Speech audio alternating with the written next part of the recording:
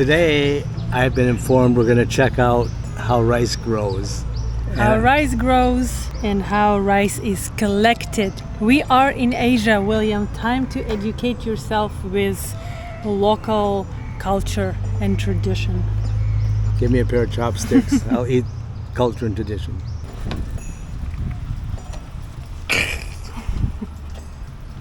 What do you think this is? A place for you when you're not behaving. Right. Guys, look at all this rice. Did you know that there are so many rice species out there? We have rice from Malaysia, Thailand, Korea, and if you look, the Malaysian rice is really long, and you look at the Thai rice, it's little tiny short grain. And for you other people on YouTube, the rice you guys are getting is Uncle Ben's. Uncle Ben's is only for those people who leave nasty comments to us. In this museum, it shows the process. So after they chop the rice down with a sickle, they bring it over here. This is the pieces of rice, and they have to beat it by hand on this ladder. And the rice scatters all over and keeps falling down. So if you look here, someone's standing here constantly beating the rice, and then they throw it aside and they get another stack and beat it again. So it's very manual labor back when they used to do it. I'm sure there's machines now. The amount of work to be able to grow rice that went in these hand tools themselves is unbelievable. Like each item is like a piece of art. I hate to say this, but when people complain about doing the laundry, which they have to put it in a washing machine and push a button, they don't know what work is. What kind of people? I don't know. People. Good. And this giant owl is actually to represent the natural predators. So they've learned that the owls protect the fields the best from mice.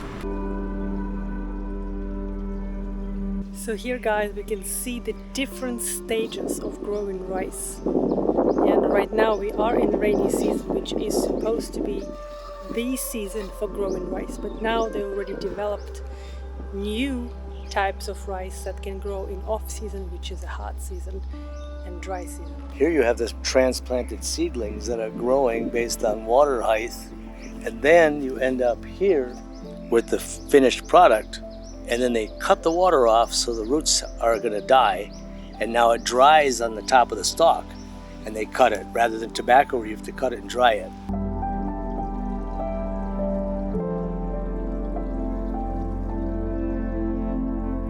Wake up, grower. Time to go harvest some rice.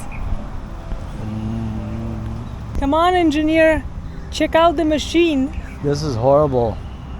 It's taking the place of an oxen and a bull. Pretty unique. It runs around and cuts all the chunks of rice away. No more sickle. Today is Yana's day. Today is Yana's day, and Yana gonna take everything she can from this day. We're going to some night market. I'm not quite sure why we're leaving at 9 in the morning. We're going to night market next week. We're going to night market at 8 o'clock this morning. Hurry up and get up. We're going to night market.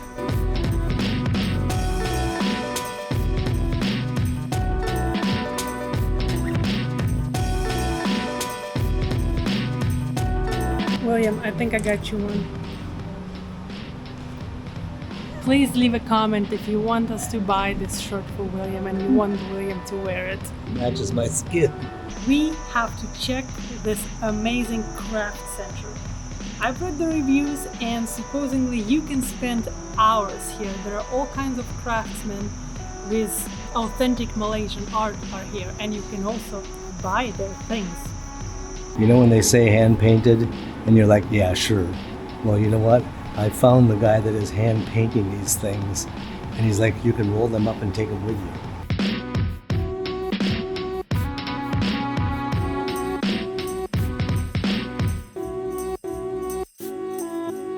How long does it take you to do a painting? Okay, one painting like this one takes about a couple of weeks to finish, and like this one is about 1 month. This one is for 5 layers. See, you got many color of light. This is many layers. Couldn't resist. We had to buy one. This poor guy is so talented, and now we are going to have it on the boat. Maybe our name should be painted on the bottom. The price of this thing is 100 ringgit, which 100 ringgit is $22. $21. I feel almost bad. It's less than 3 Starbucks coffees. Frightening.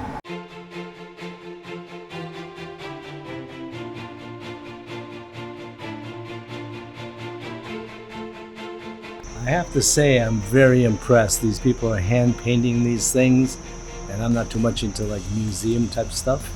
But this is a craft place, is craft. This is the famous night market. We finally arrived early. So we're gonna go look around and See what we can see. go sniff some good food. I think what we're gonna find is a lot of stuff we don't need.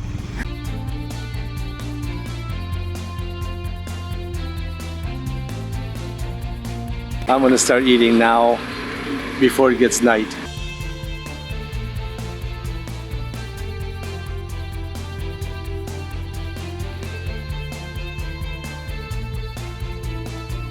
Okay, my question is, how are we gonna try all these things today in one night?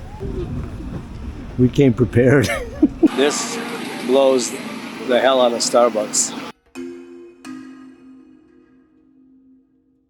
William is scared of things, so he gonna go for regular, boring chicken. Chicken gizzards, chicken hearts, and chicken on a stick. I'm gonna take a couple of sushi. I know we're not in Japan, but still. One classic one. Talking about one. Sausage sushi. Don't mind the generator behind us. All right, here we go. I realize that there's some chicken and a whole lot of fat. I think you're gonna spit it out. Couldn't find the chicken. William bought a stick with chicken skin, not with chicken. Hey, don't forget your sauce for your skin. I guess he's not gonna be complaining about my cooking anymore. William is like, why just 3 sushi? I'm like, well, because I want to try other things. And you have to work up your courage, you know? Prawn, shrimp, eggs. Not bad. Classic shrimp. This one is very interesting. You gotta try this. I don't know if it's gonna top my chicken. Taste it is like different. I feel like I should be swimming. Tempura shrimp. Is there a shrimp there? The shrimp is so small, you don't taste it, just taste tempura. So I'm gonna go for dim sums this time. Authentic experience. I have no idea what's inside of these things. There is one that imitates shrimp. Tastes like shrimp. I have no idea if it's really shrimp or chicken that tastes like shrimp. Oh my goodness, this is crab meat. I've never tried something like that. Fake crab, roll up. Very good. Now it's getting really busy here. Buying, selling, eating. Very cool. I like it. I'd come back. I don't think that William is very much enchanted. I decided to stop testing and saving my stomach for something later. This man is so unadventurous. I think our sailing channel has just become a food channel. But this is a night market experience. What you expect me to experience? I'm eating dessert. Come guys. This is traditional Malay dessert. A little overflowing here.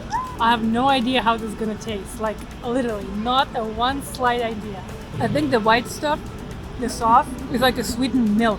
It's not coconut milk. I think it's regular milk. It's cream. Aside from the natural fruits, all the rest are like jellies. It's actually pretty good. William is telling me to scream. We don't have mics anymore. This one I would recommend to try. Well, night market is over. Now night mechanic begins. My wife says, ooh, something happened here. I had the dishwasher running before we left, and I'm like, lights are still on, which is weird. It should be all off. It smells really like rotten. So the operator error, I'm gonna went to rinse, because that wasn't closed, it shut down. Got stuck and it just kept on flooding. Advice, man. Come on, turn it on. Let's see if you fix it or not. Before you give all this valuable advice. William is thinking that the pan was too big, that's why the dishwasher didn't close, but I don't think so. Alright, it's now working. Well, let's see if it's gonna finish the cycle, mister. It's early morning here in Langkawi, Malaysia. We're discussing the night before. I had to wake up at night and because I had stomachache and it was like 2 in the morning. I'm like, uh-oh, have no pills, no nothing. So I had to like do some like natural magic here. It wasn't that bad, but it was trying to be bad. We had to wake up, number one. Number two, I'm just fine. So all that, here, try this, here, try this, here, try this. I think that I'm going to draw a line through night market. Also, the dishwasher didn't finish the cycle. Our toilet broke. I didn't break it. We think that's our gauge for the fresh water broke. We are out of fresh water and that's why all these things were running dry, including ice maker. So we hope that we didn't burn out all these things. So we're gonna put some fresh water today and see if it's okay. Time to install that water maker. It's not calibrated right. This is the newest system. There used to be round gauge. This is the newest digital, and I've heard a lot of people say that they're having problems with this. More than likely, it's not been calibrated correctly. After Don Hunter's 1,000 gallons, whatever this tankage is, it's not gonna be enough. We will have to learn new ways of living. This does not look good. Should have pressure by now. Try the head. Try the head. Nothing. Maybe the tank was correct and something happened with the pump. Filling the tank would have been so easy. We had to get a hose, then we had to get a fitting, then we had to get the right fitting that fit the hose outlet in the marina. So you know the things you take for granted, you just take a hose out and you connect it up? So what's the plan? We have to find the water pump. There's water to it. Valve is on. You know, it's almost like it doesn't have power. If you're not gonna behave, you can be living here. Not in the mood for jokes. We were only not speaking because we had screws in our teeth. But now that we're speaking, could you just dance around a little bit? You can soak up the oil that's down here. She's determined to learn this boat, and I'm determined to teach her this boat. I don't know why I'm using the screwdriver. What, instead of me? Yeah, I should be up there filming. You guys all just making such a big deal of this boat work. Case in point, I'm sure I can do this faster than you, William.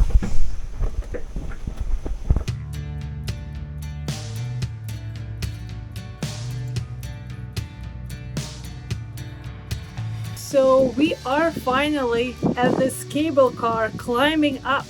My ears are about to pop and I'm asking William, whose idea was this? Yeah, this is pretty phenomenal. I've been on ski resort lifts, but this guy is like in the middle of nowhere and super freaking high. We have also taken the cabin without glass, so definitely adds to the experience. It's so high up, you guys. Ah!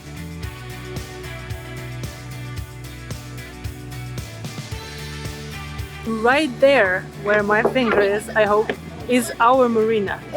This is at least 3,000 feet, maybe a little more. All these locks for love, and nobody sold us one. Maybe we knew we were already in love. Now we're gonna take nature trail, and William damaged his knee on the waterfall, and he still decided to take a nature trail instead of like this cable car. So we'll see if he's gonna make it. What do you guys think? You know, it's pretty interesting. There's 374 steps. We just went up 12, and listen to Yana. Guys. William is like taking the 5th picture of people. For some reason he looks very approachable. My friends, if you are ever in Langkawi, this is definitely something to look at and to go, because this is amazing. So this mountain is 550 million years old and is believed to be the birthplace of Malaysia and is the first geopark that is made of sandstone. The only place made of sandstone in all of Asia. Actually in the world. Fact checker. Just for the record, this is not what you're supposed to be doing if your knee is blown. There are like 5,000 freaking steps here. Do not tease or feed the monkeys.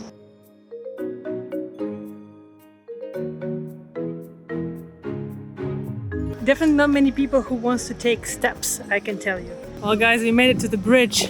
We're gonna make a walk before the wind kicks in and the bridge gonna be closed. You can feel it bouncing either from the wind or the people or a combination. So it is suspended.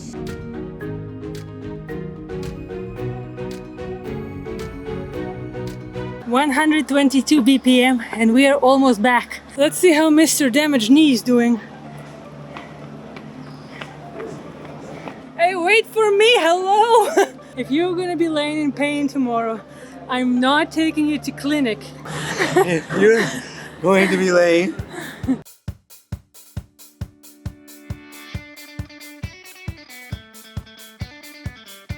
I don't know what I expected, but not this. I just saw the hand.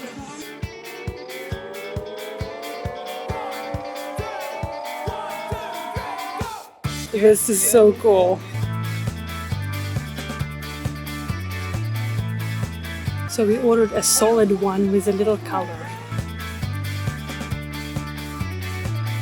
You guys would think that they would schlep something and do it very fast, but actually creation of one statue like that takes 15 minutes.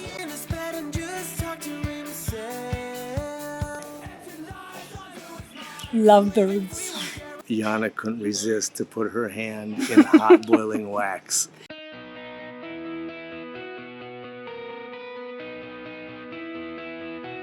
Finally, I guess we have to stay on the boat and make this boat back to what, William? Well, after sitting for a while in the hard, we have to make it back to usable. So that's why we made it messy, like ours. All for the good of it. I'm doing cushions because the cushions have been stored for a long time all in one place. They are all not marked, so I'm trying to solve cushion puzzle here. I had to tie her onto the boat so she stopped going on these jungle excursions that are right behind us and say we got to get the boat ready in case we have to leave. No, there's monkeys waiting. Monkeys or work?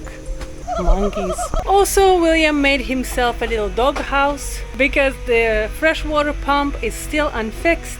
What's wrong with it, William? It looks to me like the diaphragm switch that cuts on and off with pressure has broken. Pump's cycling, but not under pressure. So I've got to pull it apart. And naturally, we waited until like 3 in the afternoon when it is the hottest.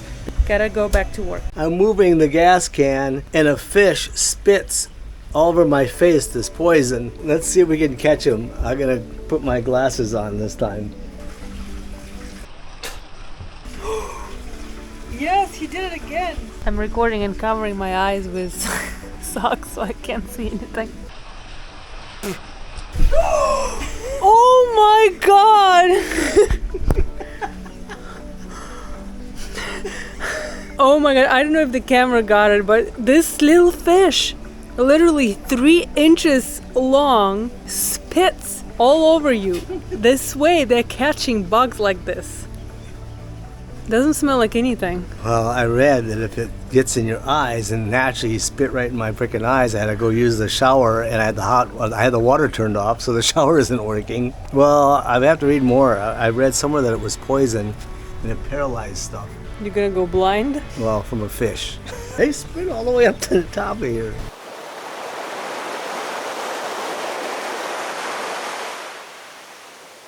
When you're off grid, everything is super quiet, windows are open, so peaceful. When you're in a marina, normally you're taking advantage and running the air conditioner or trying to dehumidify, and there's a tiny little rattle that you only hear at 2 in the morning. So I need to find this, and we're gonna dive down inside and see where this is coming from.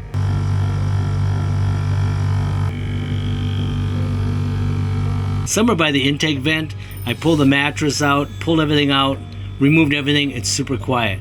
I put it all back together again, the noise starts. So I'm imagining that it's only when the cover's on. So here I am down in the hole, pulled the intake grate away, and let's take a look at what we found. So a little piece of foam between the fan and the side board, the vibration and the noise goes away. Where are we gonna put it? My boat is over here on the port side. What's your boat? So I guess there's no vote. Unanimous. It's kind of a shame we're putting it on a wall. So what do you think here? You like it? I think it looks amazing.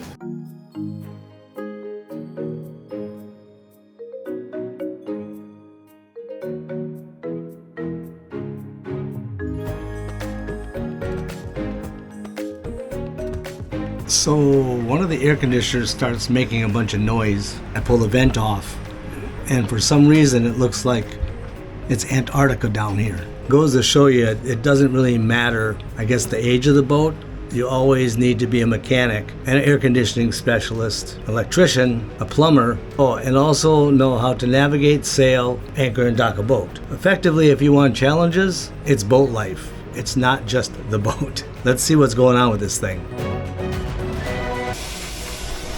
I don't know if you guys can see smoke coming out. What happened? Well, now I know why the hot water heater was not working properly, because I guess the thermostat was broken. It got so hot it must have blown a line. Well, now we have a sauna instead of a bedroom. I thought the air conditioner blew up because it was the hot air, like suddenly this loud, huge, like loud sound, like poof, and I just threw a pillow on the floor. And suddenly the smoke started to come out of the air conditioner vent. I thought the air conditioner blew up. William was here and he ran, and that's what's happening. This is our master bedroom, by the way. Today was the day for me to go sleep a little earlier. I just came to bed for this explosion. I hope you guys didn't think that having a new boat, we're gonna have no repairs involved. Looks like thermostat was not working from the boat sitting for quite a while. And then when I turned the hot water on, the temperatures just kept getting hotter and hotter until it got so hot. It's supposed to blow a pressure relief valve, which is what I thought it was, but that wasn't it. It blew the hot water line. And when it did, everything that was in the hot water, all 60 liters, sprayed all over the inside. And I guess we tested the bilge pumps, because now we put hot water outside. Tomorrow is another repair job. William was complaining the last couple of days of me taking him on 500 excursions, and he really wanted to spend one day on a boat. So guess what? There's gonna be one day to repair. He thought he gonna put his feet up and read the book. The only time I'm gonna put my feet up is when I'm dead. Boat life.